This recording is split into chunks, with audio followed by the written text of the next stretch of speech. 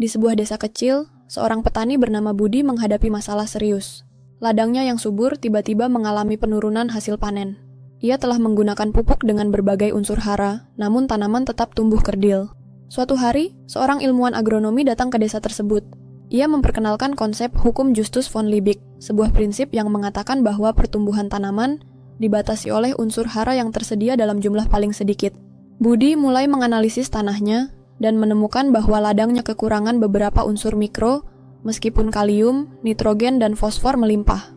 Ia pun segera menambahkan YGO yang kaya berbagai unsur hara mikro dan berbagai zat aktif. Hasilnya luar biasa, tanaman kembali tumbuh dengan sehat dan panen meningkat pesat. Hukum Liebig sering diilustrasikan dengan hukum tong, di mana setiap papan pada tong mewakili unsur hara. Jika satu papan lebih pendek, air dalam tong tidak bisa terisi penuh, meskipun papan lain tinggi.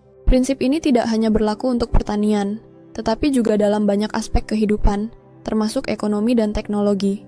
Misalnya, dalam industri baterai, efisiensi penyimpanan energi dibatasi oleh material dengan kinerja paling rendah.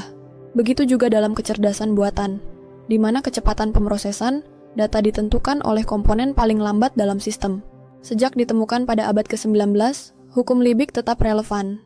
Konsepnya mengajarkan bahwa optimalisasi harus dilakukan pada faktor paling lemah agar sistem secara keseluruhan berkembang. Budi kini menjadi petani sukses, dan ilmunya membantu banyak petani lain meningkatkan hasil panen mereka. Dengan memahami hukum Justus von Liebig, kita belajar bahwa kesuksesan tidak hanya bergantung pada sumber daya yang melimpah, tetapi pada cara kita mengatasi keterbatasan yang ada.